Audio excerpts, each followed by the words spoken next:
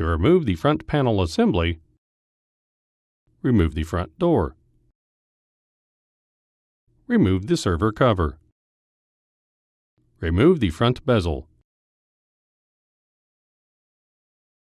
Remove the front system fans.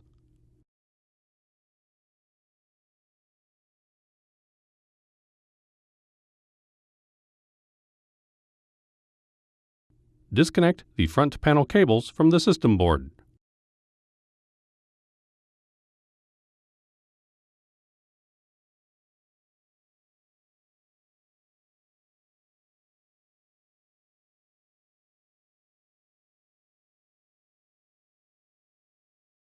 Press the release tab and pivot the front panel board assembly outward. Pull the cables out to completely remove it from the chassis.